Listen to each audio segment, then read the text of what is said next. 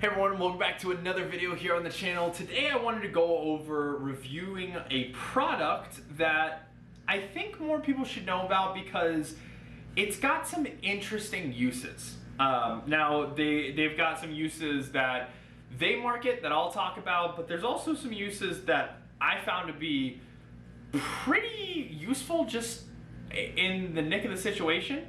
So what I'm talking about is this product right here. No, it is not just a rock. It's a rock with a hole in it.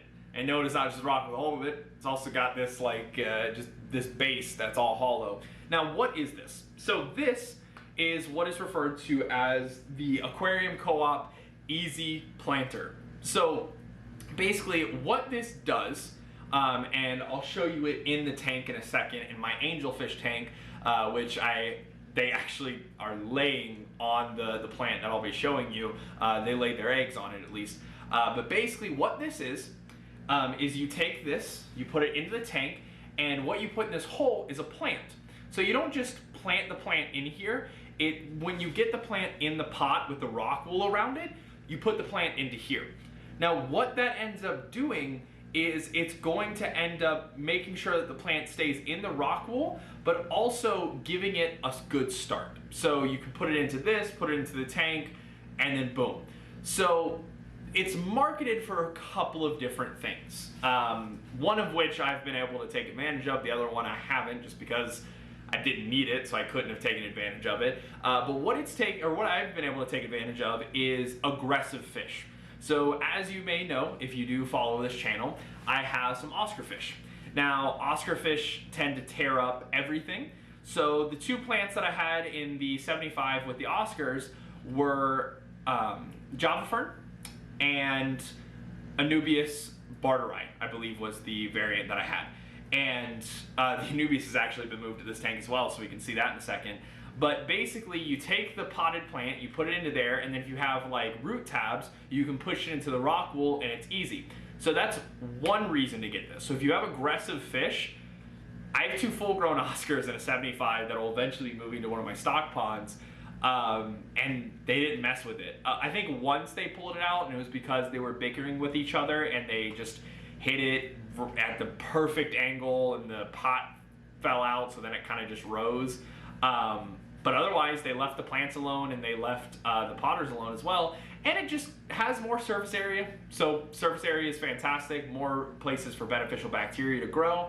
But then the other reason that you may want this, that they market, especially if it's a rooted plant like a sword, you're able to put this in a bare bottom aquarium.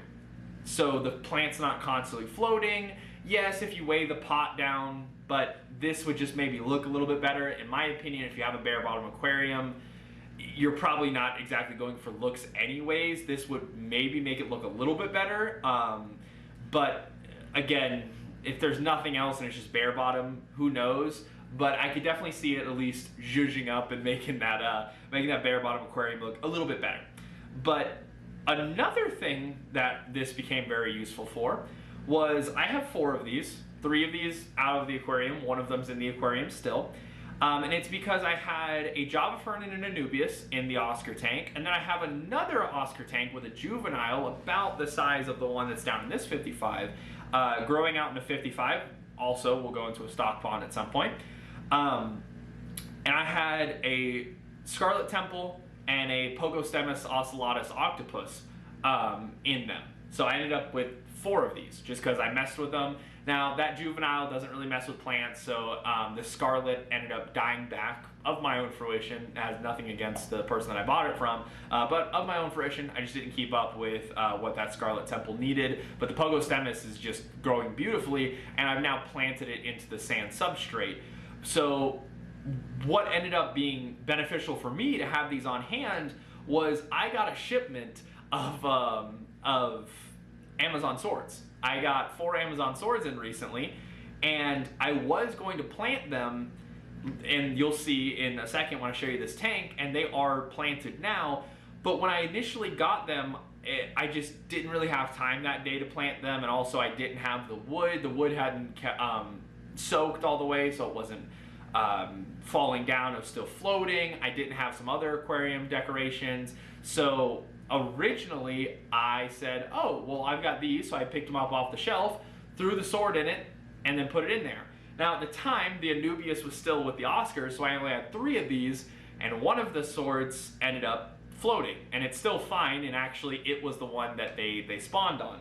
But what we'll do, and again, just for a quick one more, we can go ahead and there we go. You can see it's not the same all around, so you've got this side, you've got like this side, and this side. And if I grab a few other ones, what I did is I had these in multiple places in the aquarium, but what you can definitely do is you can have like one this way and then like one this way, and they'll be like next to each other. And then you can have like another one over here, or you can have, you know, all 3 of them in some configuration like this. So you can make them cohesive and they look good.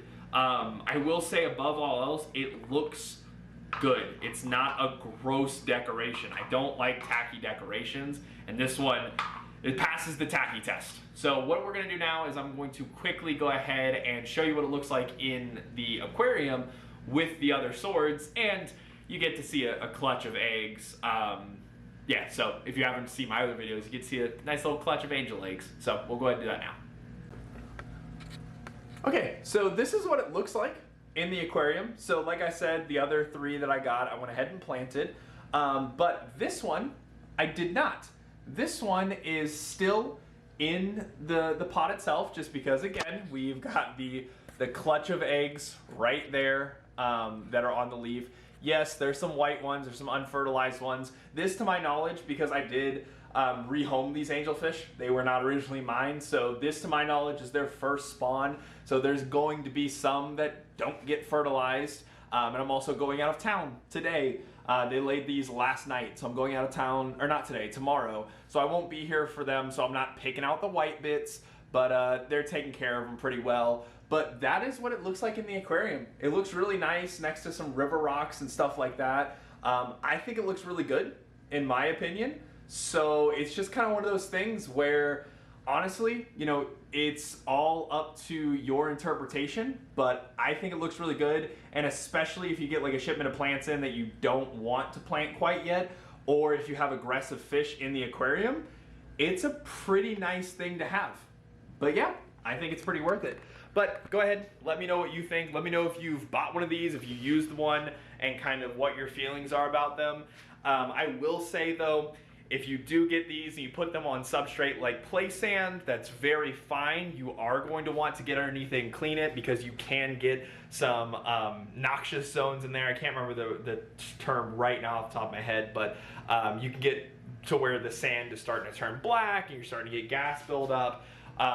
So just make sure you are cleaning underneath it, like any decoration, like anything, even if it's just getting like some stick and just poking it in there to make sure that everything's going good. But if you did enjoy, make sure to like this video, subscribe, and I'll see you in the next one.